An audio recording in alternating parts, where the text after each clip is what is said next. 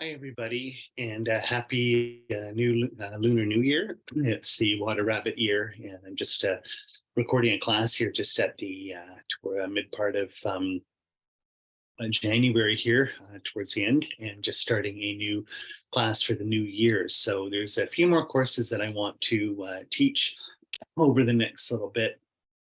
And the next two courses, I should say, this one and the next one, are fairly short. They're just, again, more sort of classes and presentations on issues around emptiness. And again, probably at the end of this stream, like, okay, I've got emptiness. I just one after the other. Oh my God, I'm getting sort of saturated with it.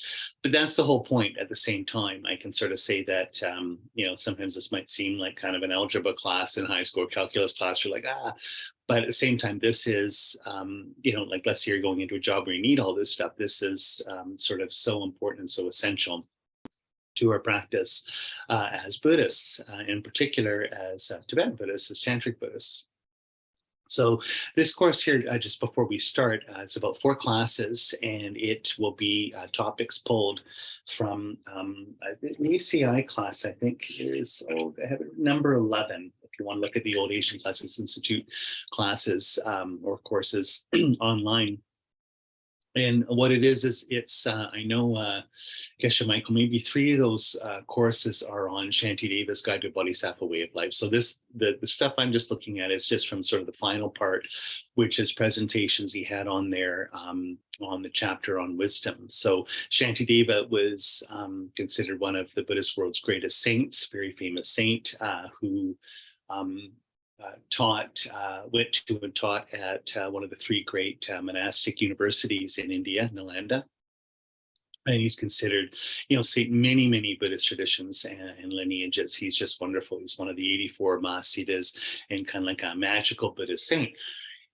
And you can read his life story and, find out his background. It's all very inspiring. But of course, he's best known for writing one of the, I think he's wrote 2 books, but one of them is considered one of the most influential and beloved books in the Buddhist world, and that's Guide to Bodhisattva's Way of Life. And you might know the story, but he, for those who don't, when he went to Nalanda University, which was absolutely gigantic, Christina and I had the chance to go to the ruins of Nalanda with a group of Dharma students and our precious teachers, Zasep Rinpoche, back in October 2017. So before COVID, before the big changeovers in the world here, and it was just absolutely amazing. But you don't get the scope of it, how that's in Bihar State. Just how gigantic this university was. It was there was 108 campuses, I think, or sort of colleges, little group. It was probably around for close to 1,000 years or so. I mean, again, go to Wikipedia, read it, or do your own research. I'm not going to sort of know it because I'm just doing this off the top of my head, and I'll probably make mistakes. But it was just gigantic, and I don't know if the campus was 10 miles long or something like that. Like, it was just unfathomable, just the size of this thing, and just how many thousands and thousands of students that they had from all over the world. I mean, they had from all over India, Southeast Asia, China even, and then of course going the other way, probably from all the way into Turkey and Greece and Afghanistan, people coming to Buddhist people, mostly monks, but other people too. And of course, within the community there, you not only just have the university, but the whole lay infrastructure outside the university of everybody working for the university and supporting it, and lay people, again, getting jobs there and this and that. So, I mean, it literally was a Buddhist world, an entire world. And it was paid for. I know at one point, they have all signs and guys like tour guides, everybody's talking about it. But you had, for a long time, the royal family of Indonesia, which at the time was Buddhist, was paying for the whole thing, like making all the donations to that, and sort of being patrons and running it all, and sending people from Indonesia to go and study there. So just incredible, so inspiring. So that was Nalanda. And then Shantideva was one of the students there. So that what happened is he's just like one of these, students, monks, and, maybe kind of like a freshman or something like that. And they call him the monk of the 3 realizations, where he, his the teachers and his fellow classmates and stuff. I don't know which college he was at, but everyone sort of heard the story that he's skipping classes, he's never around, and 3 realizations in the sense that he seems to be sleeping all day, sleeping in, missing classes in his dorm room, and then goes to the cafeteria and spends a long time eating and just sort of being by himself, and then spending a long time in the bathroom, going to the bathroom, taking crap, whatever. And so after a while, all his, peers and the teachers and student teachers and TAs and stuff are like, okay, like, we know what's happening here. This guy's just scamming. He's just, he's probably, here on bursary or donations, and he's not doing anything. He's just lying around taking advantage of a free board and something to eat. So we got to get rid of this guy. And but then of course it's a Buddhist institution, so we can't break our bodhisattva vows. 2 of them is like taking away the robes and kicking people out of a Buddhist institution, because you're taking away their capacity to practice dharma and put those positive imprints. So that's seen as like super negative karma. So everyone has to be sneaky about it, where it's just like, okay, we can't actually just kick the guy out. Let's do it where we make him kick himself out. And it's like we got the clear karma and we get rid of the guy. So every week people have to teach a class. It's kind of like present their research or whatever. So you have seen this, maybe even at a grad school level, I don't know. So it's kind of like a seminar. Everybody's there. It's like, okay, it's your turn to present. It's just kind of like doing debate. Your turn to present all the material. So, teachers, people go up and just say, hey, Shanti, and he's like, yeah, they catch him in the cafeteria there and they say, notice you haven't been around much of the classes and stuff, but everyone's got to present, their material and their study and stuff and teach a class, and your turns come up. So at the end of the week on Friday or whatever, we're all going to be there in the college and it's your turn to do presentation. And of course, they're thinking, this guy's a total chump. Like, he never shows up. He doesn't know anything. So he's going to just blow his brains out. And he's like, no, it's cool. That's great. That's my turn. No worries. And they say, well, he's like, so what is it? It's like, well, you have to present your your work, research, teach, and it's either traditional commentaries and working on traditional texts, or people that are high up are doing whatever they can present their new work, their new material, like you're writing a new book or doing a new paper or something like that. And he's like, well, what one do you want? I can do commentary, or I'll present new material, like a new book or something. And they're just like, oh, the new material, please, because everyone's thinking, oh my God, this guy, like, who does he think he is? He sucks so bad. He's writing a book. Like, okay, no, please, your new research and new material. They're like, man, absolutely, we can't wait. We can't wait to see what you've got. We can't wait to. So it's like, yeah, no worries. Okay, see you Friday. And the same thing, just sleeping in at the cafeteria and in the bathroom. So it's like, ding, ding, the day's going. And then they show up, and of course, the story. So I think what happens, I can't remember if they have a throne. It's a really high throne, and they don't have. I know that that's for Lamchung, that one of the 16R has, where they kind of trick him. They want to make him look bad and humiliate him. So they have a super high throne with no little stairs up, and then he just levitates to the top. And it's like, oh my God, I can't remember something like. But anyway, the story is that he, gets on the throne, starts teaching off the top of his head, fully memorized, and he starts dictating or reciting his book, Guided Bodhisattva Way of Life, which is presentation of the 6 paramitas, or the 6 perfections of giving, moral discipline, patience, joyous effort, concentration, and finally wisdom realizing emptiness. So it's a whole beautiful book, all in verse form, like poetry. There's many good translations of this. There's, I know, Alan Wallace did one based on the Sanskrit. There's Pat Bakar has one. I know, I think even the Buddhist teacher Stephen Batchelor, when he was still a monk in the 80s, he might have done the first English translations. I don't know. There's many translations.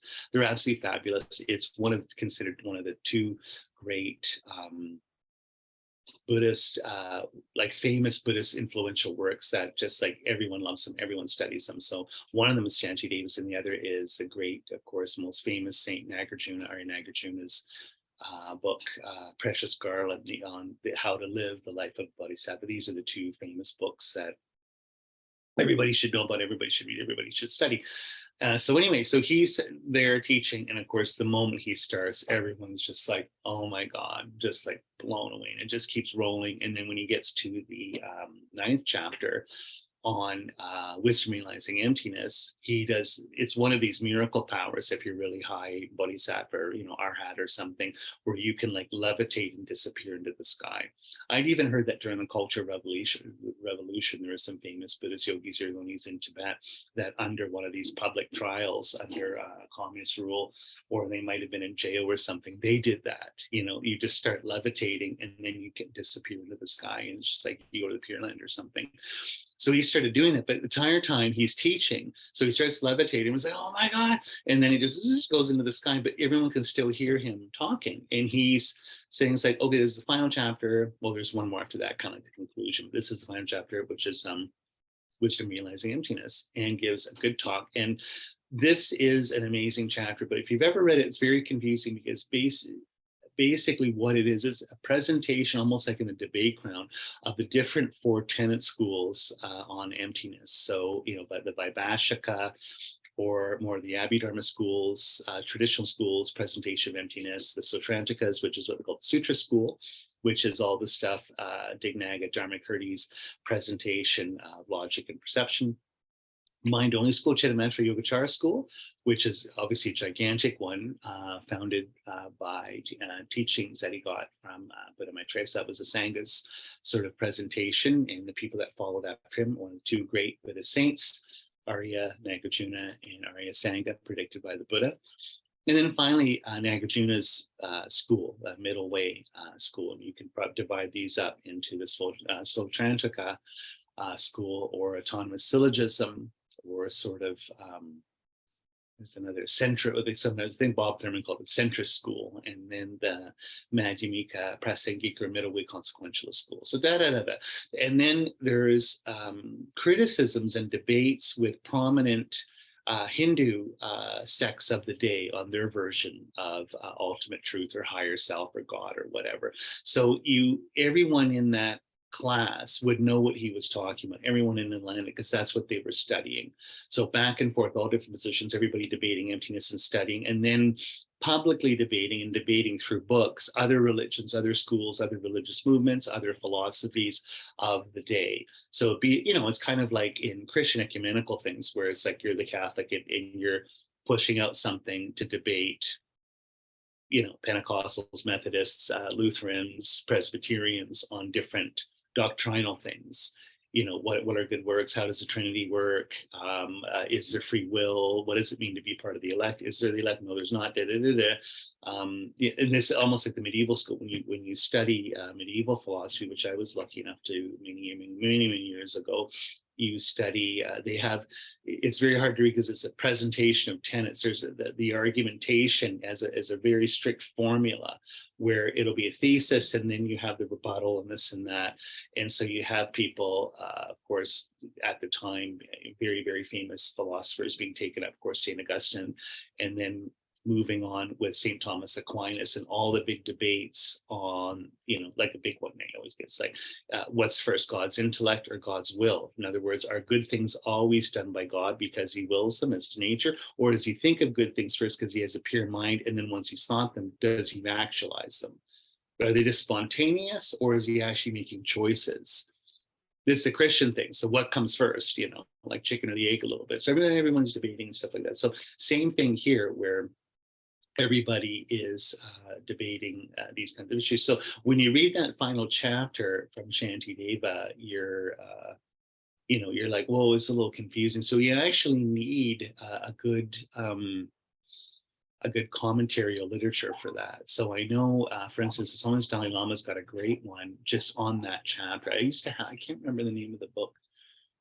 Sort of an old book. They might have republished it now, but the old one was, it might just be Shantideva on Wisdom or something. And then the absolute masterwork classic, you can get Geshe Kelsang Gyatso Rinpoche's book called Meaningful to Behold. I'm a snob. I think it's nice to get his original books, if you can get them from the early 90s, or even when he was publishing with Wisdom at the time in the 1980s. So you can get the old Wisdom one version of this that he did as a white book, I think with Shantideva on the cover, and that goes through the entire book. It is an absolute masterpiece, and there's a really good commentary on chapter 9, Wisdom Realizing Emptiness. So anyway, just to conclude the story, Shantideva disappears into the sky and disappears, and it's the book. So of course, what does everybody think? Oh my God, we can't believe we just humiliated ourselves and created so much bad karma. This guy's obviously a Mahasiddha. He's an absolute Lama, an amazing, realized like an Arhat or something. And we basically humiliated him and kicked him out of our school. Like, who's the dummies? We're the dummies. Oh my God, like this is so bad. We got to get him back. He should be one of the professors here. Like, we want to study with him. He's our guru. So, but where did he go? And so they just start over a while asking around it, and they find that they kind of like magic, he's gone down to South India.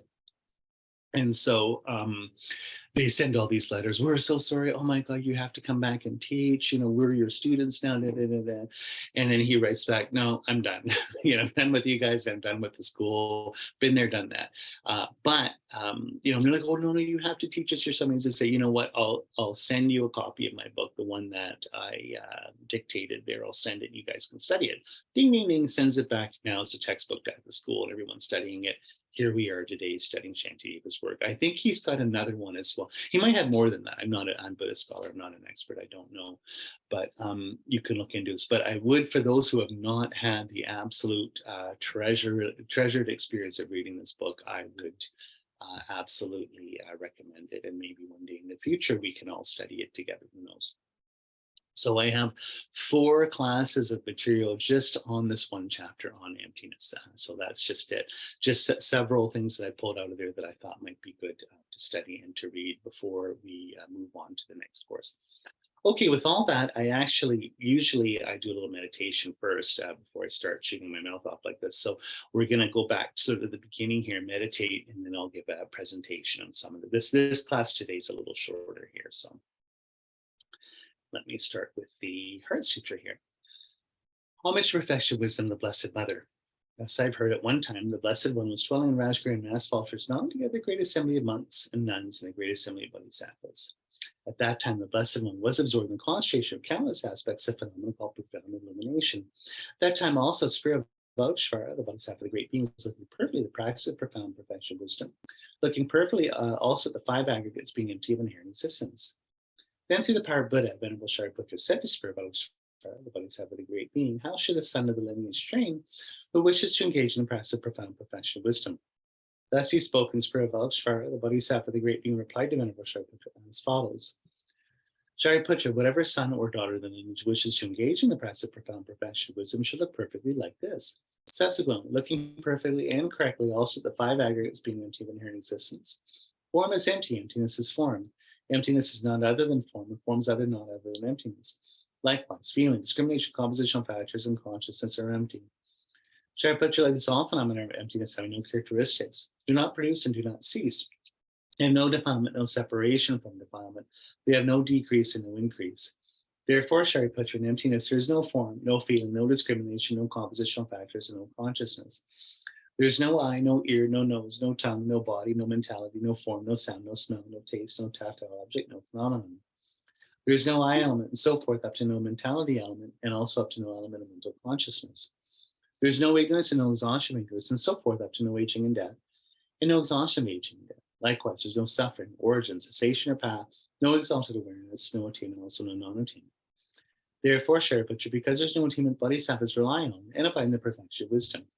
The minds of no obstructions and no fear, passing under beyond perversity, they attain the final nirvana. Also, all Buddhas relied perfectly in the 3 times, having relied upon the perfection of wisdom, became manifest complete Buddhas in the state of unsurpassed, perfect, complete enlightenment. Therefore, the mantra of perfection of wisdom, the mantra of great knowledge, the unsurpassed mantra, the equal to the unequal mantra, the mantra that thoroughly pacifies all suffering, since it's not false, should be known as the truth. The mantra of perfection of wisdom is proclaimed. Tayatam gata gata bragata somebody so. Shariputra, Bodhisattva, great being, should train the profound perfection of wisdom like this. Then the Blessed One arose from that concentration and said to Spirit of Vaishvara, the Bodhisattva, the great being, had spoken well. Good, O son of the lineage, is like that. Since it's like that, just as you have revealed, in that way the profound perfection of wisdom should be practiced and tapped at as well as of choice. When the Blessed One had said this, Venerable Shariputra, Spirit of Vaishvara, the Bodhisattva, the great being, the entire circle of disciples, as well as worldly beings, gods, humans, demigods, and spirits, were delighted and highly praised what had been spoken by the Blessed One. Okay, let's just take a moment to just do one round of 9-point breathing. So visualizing yourself having a hollow body. We can visualize the 3 channels if you know that. Otherwise, we can just work with just the hollow body.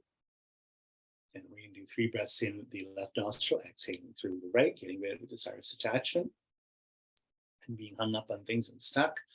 All just in the form of black smoke. 3 inhalations through the right nostril, out through the left, getting rid of anger, frustration, reactivity. And then finally, 3 deep breaths in and out through both nostrils. And then on the final breath, just sort of in and out in a relaxed way. In the final inhalation, just hold your breath at your navel, just a little bit below your belly button. Put your mind there. So just feel that your mind, the breath, and the prana all mixed together. And then release.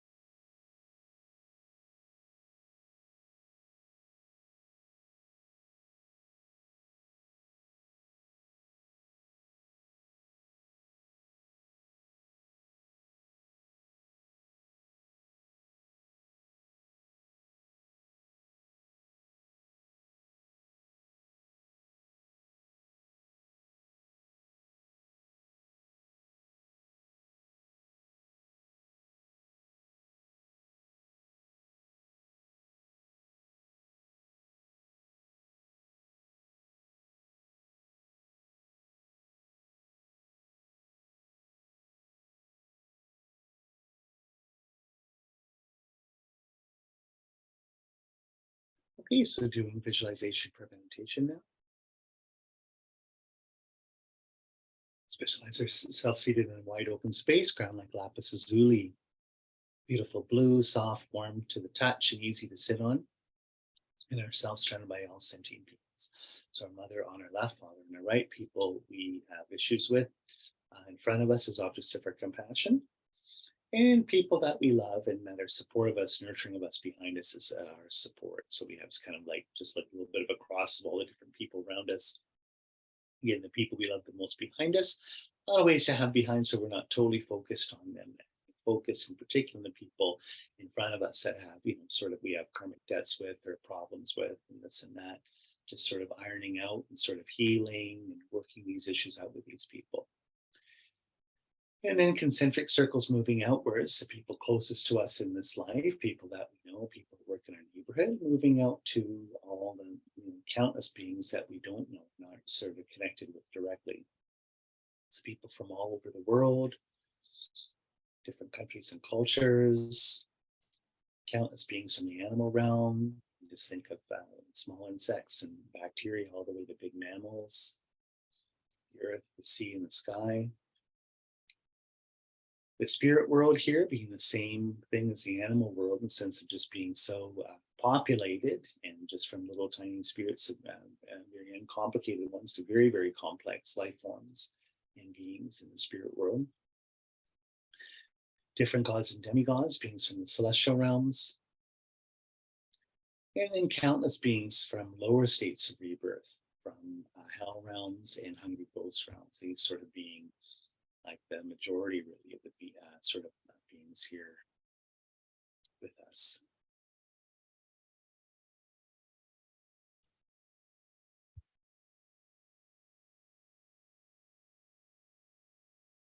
Okay, so, we're going to, for this course here, do Ganden and Gyema every day. 100 Days of Land of Joy, or the Guru Yoga practice of Lama Tsongkhapa, the founder of our local tradition.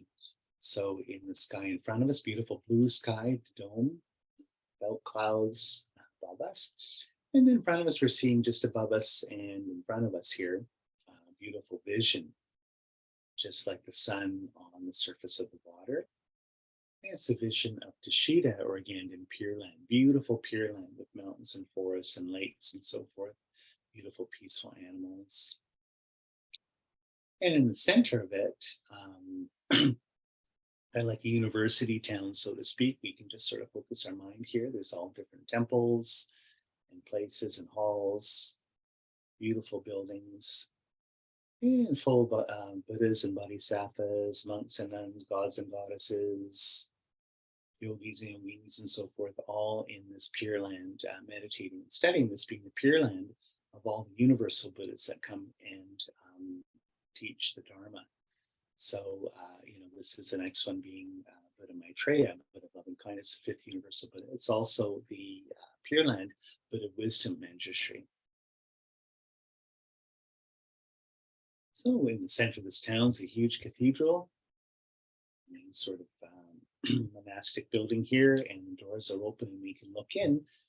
And inside is Buddha Maitreya, future Buddha, and he's got beautiful golden body and seated on a throne, just like a person seated in a chair, holding two white lotuses with a crown.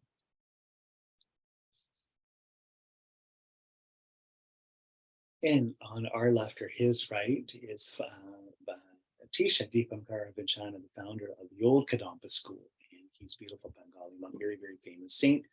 And his hands are in the mudra of turning the wheel of Dharma. And he's running through those a monk in the yellow pants cat. And on the other side, our right or Maitreya's left, is found the new Kadampa tradition, our founder of the Lupa tradition. He sort of modeled everything over Atisha's work.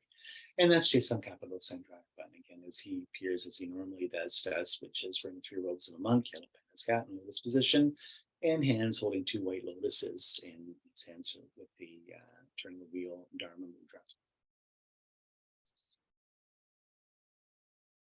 So all of us and all sentient beings were looking in the sky, seeing this beautiful vision, and you can see at Maitreya's heart, there is a golden eternal knot symbol that starts to transform into beautiful fluffy white clouds. It's kind of like the symbols giving birth are sort of emanating out all this beautiful fluffy white clouds. And on the fluffy white clouds now again we see Tsongkhapa. Again, three rows of monk, yellow pants hat, in his hands in turn the wheel Dharma mudra, holding two white lotuses. Again, if you like, you can visualize the Prajnaparamita text and flaming sword on them if you wish. And then in front of him are his two heart students, the two first throne holders, Ganden throne holders, so that took over after Tsongkhapa to lead the Gelugpa tradition. So on our left is Japa Gyatso, and on our right is Kitruche, and they're beautiful monks, and they have their right hand in mudra of teaching here, index finger touching thumb, and they have their left hand at their lap with the Dharma text, kind of like their teaching text.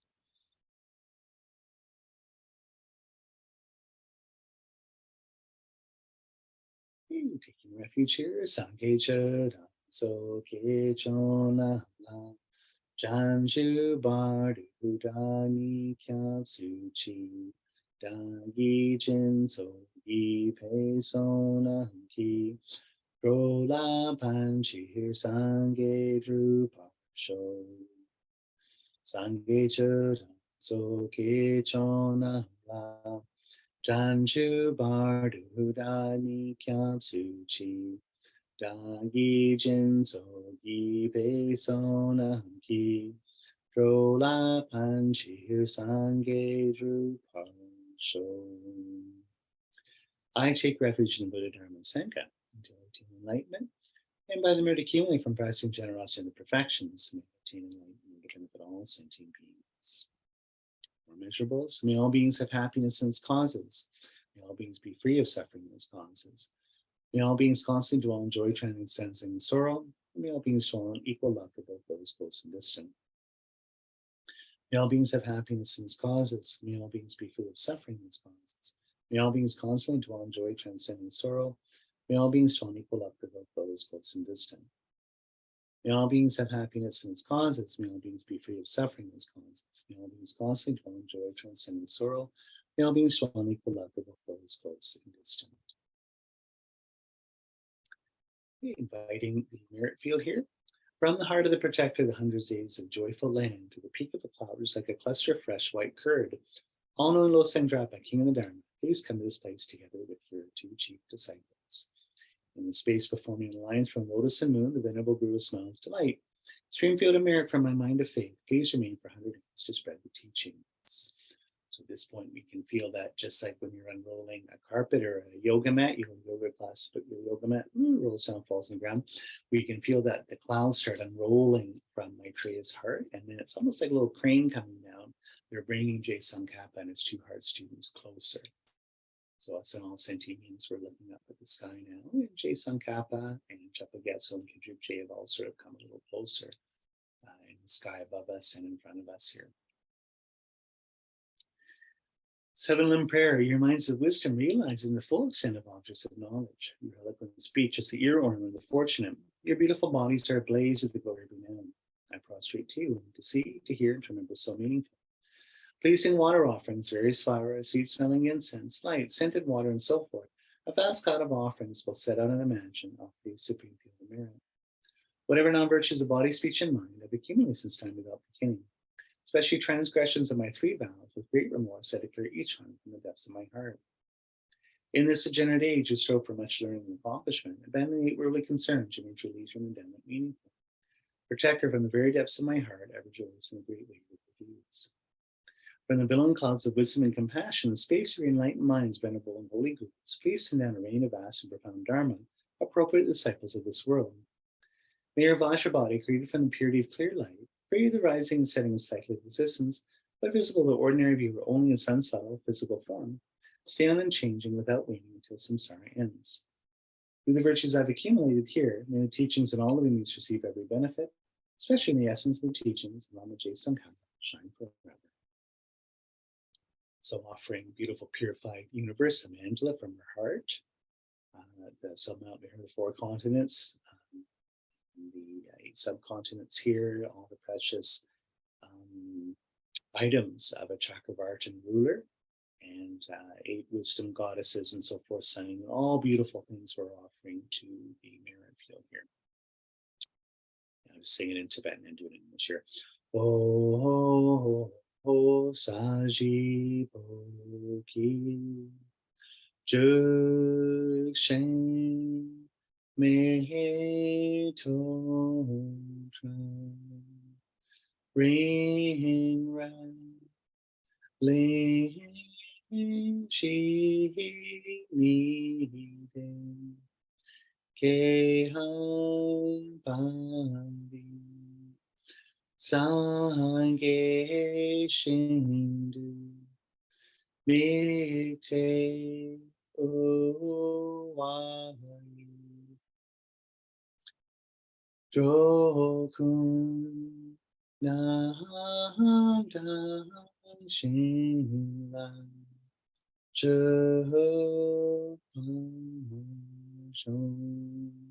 This mandala is built on a base system of flowers, saffron, water, and incense, adorned with Malbir of 4 lands, sun, and full moon. By offering this pure mandala to you, Assembly Buddhists visualized here before me, may all living beings experience pure happiness and be reborn in the pure lands. Oh, Dagi Chandan Monsoon Ke Peu Dranyan Basun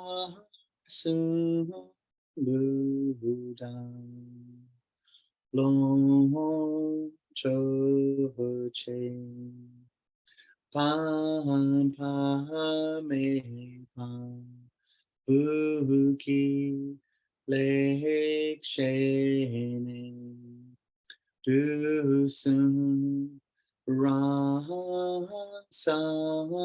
Rowan Jingilo. The objects of my desire, aversion, and ignorance, enemy, friends, stranger, my possessions. These I offer without clinging for your enjoyment. Please bless me and all living beings to be released from the 3 poisonous minds. I send forth this jeweled mandala to you, precious gurus. Om Idam Guru.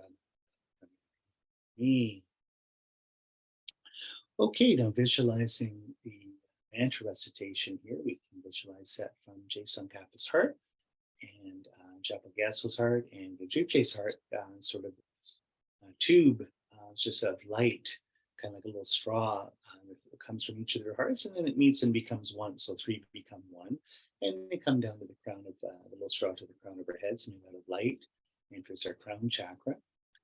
And then beautiful golden nectar light sort of coming through. It's kind of like a little IV bag that you put in for medicine coming into our body. And then we can feel also from their hearts, in the heart of Maitreya, golden light is going out, blessing all the sentient beings around us in the same way. So in the nectar are little sparkles and just like little holy symbols. So we can visualize little Buddha Maitreyas, little Manjushris, Buddha of loving kindness and wisdom, floating around. So it's just like, I don't know, just I was going to say, it's, as a kid, I had that alphagetti I used to eat. You get the little, it's a tomato soup with the little letters in it. Anyway, I'm dating myself. Other times you can get, I know kids have these sort of little blue, like it's all sparkles, same kind of thing. So it's like all those sparkles in the golden nectar here. And then other things like flaming swords, a wheel of swords, wheel of sharp weapons there, dharma texts. So then the mantra, Amarapasanadi, Manjushri mantra, the D syllable, DHI, or the Tibetan letter if you'd like.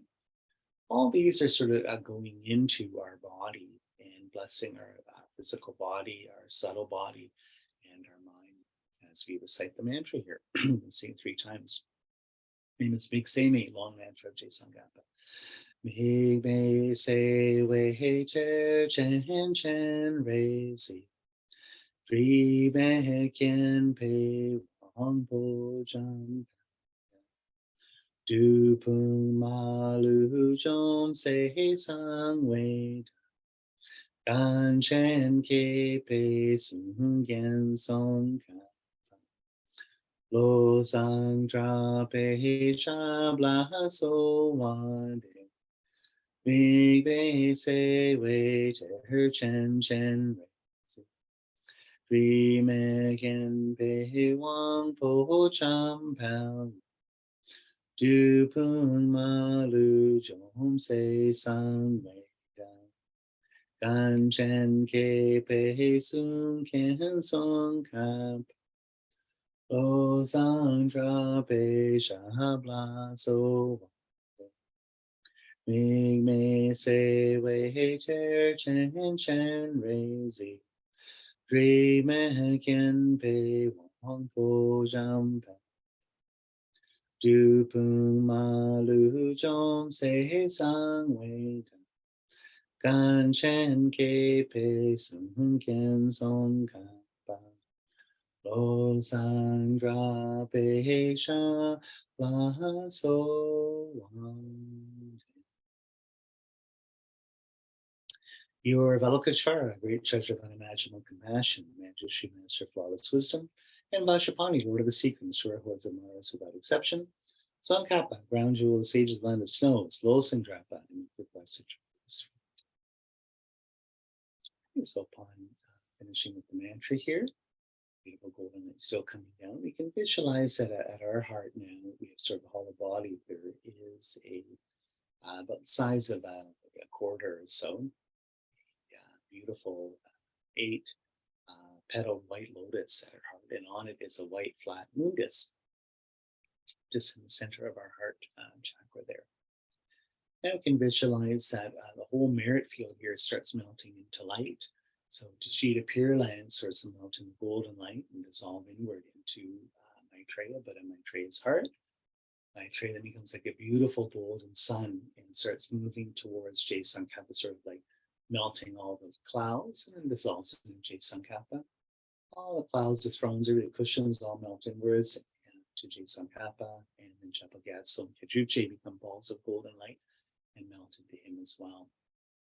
So it's just Tsongkhapa in the sky above us, and he starts to shrink it really, really small, the size of a sunflower seed, like a little star, and starts floating down towards us, to the crown of our head, about a foot above us, turns around facing the same direction, and slowly starts to descend towards our crown, just in front of our spine, and descends into our heart here.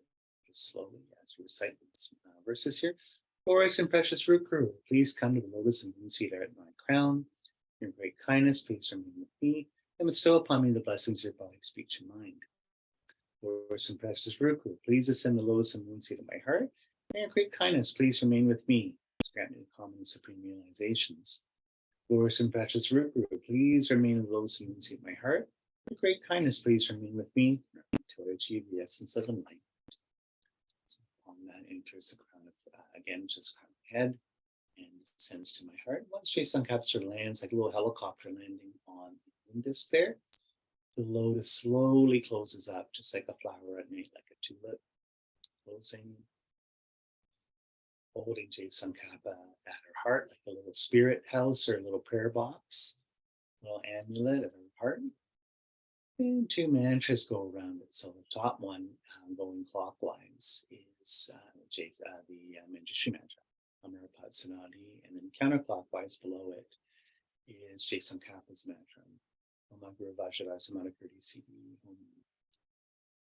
So it's just like tying a flower shut with a little thread. And making us feel that all the energy, like a little battery at our heart.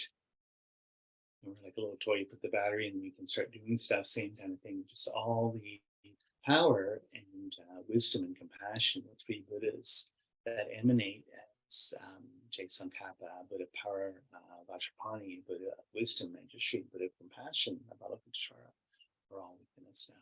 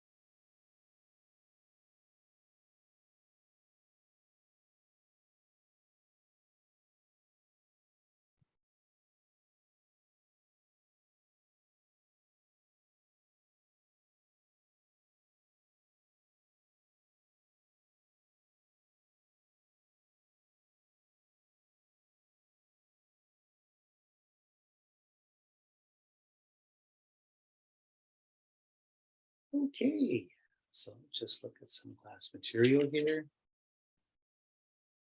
Okay, just starting with this, starting with, again, a definition of emptiness. What is emptiness here? Got here the object which is such that if you realize it directly, it allows you to finish off all your impurities. You must make contact with this higher reality. After direct experience, you become an Arya or stream enter on your way out of suffering forever.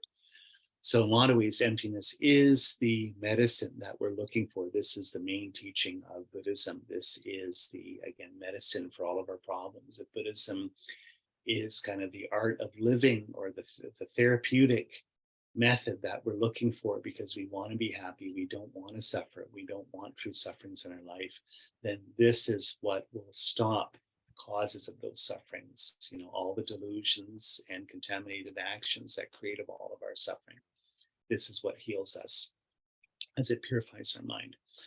So in particular, it is a remedy or medicine against what they call the view of destruction.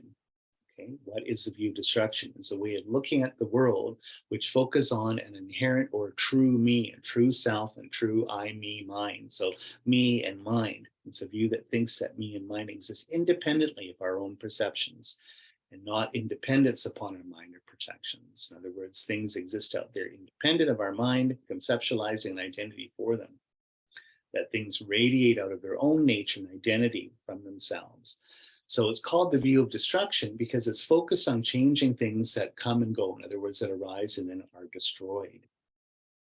And ironically, this is what we have to focus and destroy. So it's the view of destruction that we have to have the view of to destroy it, right? Okay.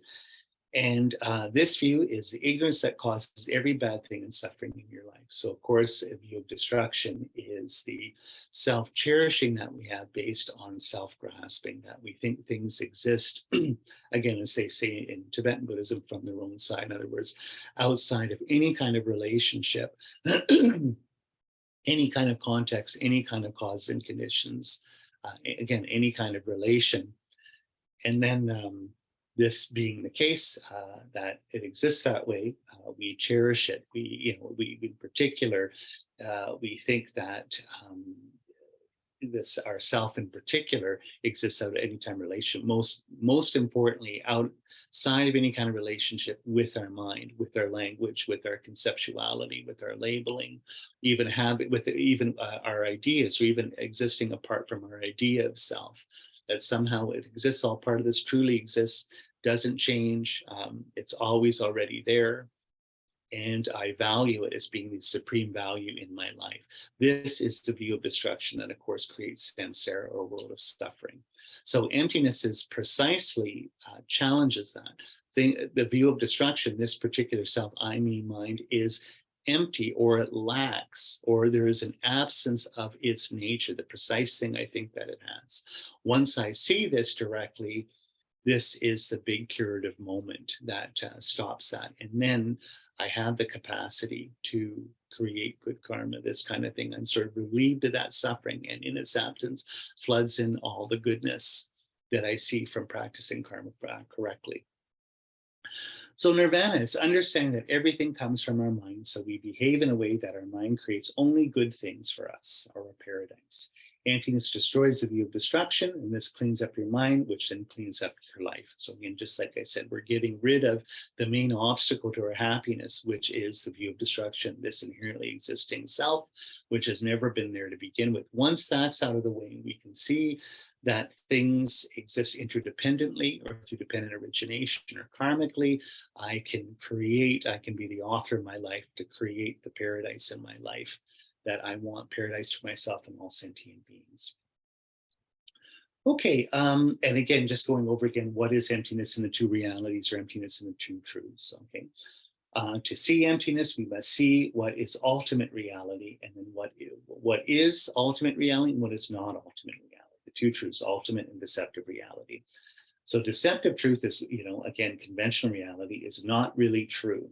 We call it true because it seems to be true to a deceived mind, or a mind that's mistaken.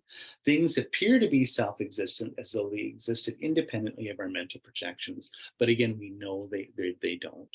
So on the conventional level of conventional reality, things appear to exist from their own side. But again, because we know that they are empty, we know they do not. They exist by name alone, or exist according to causes and conditions. So this is what we call deceptive truth. Things appear otherwise than how they truly exist. Okay. And then what is ultimate truth? So if that's sort of conventional truth, what is ultimate truth? The emptiness of every object has its own emptiness. It is true because it is the only thing that's ultimately true. Okay, so what we say about emptiness, of course, is that how it appears and how it is are exactly the same. It's just an absence of inherent existence, or absence of true existence, absence of, as Alexander Berzin said, impossible existence. Whereas deceptive truth, or conventional truth, is things appear one way but are really different. In other words, things appear to truly exist, but we know they don't. They ultimately they are empty or lack inherent existence. So their mode of existence and how they appear are different for deceptive or conventional truth. And then for ultimate truth, its mode of existence and how it appears the same thing. When you realize emptiness directly, you're just realizing an absence. But of course, these two truths go together. It's precisely the fact that conventional truth has no inherent existence, or doesn't have a true nature, is empty, and this is what connects the two together. The ultimate nature of conventional truth is that it is empty, right? But then emptiness expresses itself in the world as karma, as cause and effect, as phenomena, right? It's not, out of that absence come things, Okay, conditions necessary to see emptiness directly. So we've gone just a lot of classes here over the last little while. We've talked about emptiness and how you go about meditating on emptiness and so forth. There's another little list. What are the conditions we need to put together to see emptiness directly, to be able to have this amazing emancipatory moment getting out of samsara? So conditions necessary to see emptiness directly. One, connect purely with a qualified teacher and practice what they teach. So the big thing, what we need to do is, as Buddhist students, we need to study with a teacher who can teach us emptiness, realized person, preferably at the very bare minimum, someone who has we could say kind of a valid cognizer on someone on, let's say, the path of preparation, like someone who has a valid inferential cognizer. In other words, someone who has a correct view of emptiness, at least on an intellectual level. So they might not have seen emptiness directly, but they can teach you all the intellectual image of emptiness, the whole sort of means and methodology, the whole sort of art of meditating on emptiness. They know that inside out, at least on a conceptual level. What's best is to actually study with enlightened being, an arhat, Buddha, or someone, stream mentor, someone who's had a direct experience of emptiness. Now, here's the hard thing, as they always say, is people that have had direct experience of emptiness don't have any self-cherishing. They don't have a big ego or anything. So they don't run around telling anybody that they've seen emptiness, right? So how do you know someone who's seen emptiness? Well, if someone's seen emptiness directly, then they have at least an inferential understanding of karma. They're not a Buddha that sees karma directly, but as a stream mentor, even as an arhat, they know, they see conventional reality perfectly on seeing emptiness. And so they are very, very pure, good spiritual people because they understand karma in their lives. And so they're good people, like 24/7. They're always good people. In other words, they sort of, as the old adage in Buddhism go, they know what to adopt and they know what to abandon. They cultivate merit and virtue, and they let go or abandon or get rid of negativity. They have a mind that cherishes others. They do not have a mind that cherishes themselves. That's a really good sign of someone who has an understanding of emptiness, or someone who's seen emptiness there. So our precious Guru, Guru Padmasambhava, Guru Rinpoche always said, my view of emptiness is as vast as the sky. My attention to karma is as fine as flower, right? So that's, if you meet someone like that, then you're like, okay, this person's a good person to study with. I direct your attention to LamRim, so LamRim Chenmo, any of the great LamRim treatises, where they do talk about, and the first LamRim object is finding and studying the teacher. They give you the qualifications. I believe there are 8 of them, I think. So, but you can check yourself on the qualifications necessary to be a Buddhist teacher. And that's, someone nowadays, it's so hard in Kali Yuga age, and things are so degenerate, and there's so much corruption in the world, corruption even in Buddhism, that it's kind of, so many people are bad teachers or fakes or charlatans that are running around. Sometimes it's really hard to know. So it's good to have that little checklist that you can say, when you're studying with persons, Holiness Dalai Lama says, like, quote, spy on this teacher. In other words, before you make a commitment, spend time with this person, a long time. Get them, it's kind of like a job interview, get them to go over, see what their qualifications are. Big thing is, who are their teachers? Do they have authorization to teach? Are they part of the lineage? Is it legit? In the same way as if you want a lawyer and doctor, look at their pedigree. Where did you study? Where did you med school? Which law firm are you with? What are your cases? I want to look. Make sure that you're not, not a clown or a chump or a criminal or a predator or whatever these things. I have to, if this is important, if I'm looking for, big legal issue or a doctor getting a, whatever brain tumor excised, I want to make sure I'm with someone who's competent, just like someone, a good mechanic or anything else. I have to find a teacher in a similar way. Okay, number 2, study emptiness intellectually in depth, which is what we're trying to do. Number 3, it says meditate deeply for 1 to 2 hours daily. Of course, that's hard to do, but the point is that you will never realize emptiness directly if you don't meditate on it. So we have to be able to meditate on it inferentially, at least study, contemplate, and do analytical and placement meditation on an image of emptiness, on the intellectual understanding of emptiness, but also we just have to be able to do the emptiness yoga meditations where we have a placement meditation on emptiness to get finally a yogic direct perceiver or direct realization of emptiness. Receive instructions on the nature of mental imaging, Chi and J. So in the last course that we did on Diamond Cutter, we talked about labels and bases, or sort of concept formation. It's very important to have an understanding of that, understanding basically conventional reality. So we are able to meditate on the best analogy of emptiness, which is dependent arising.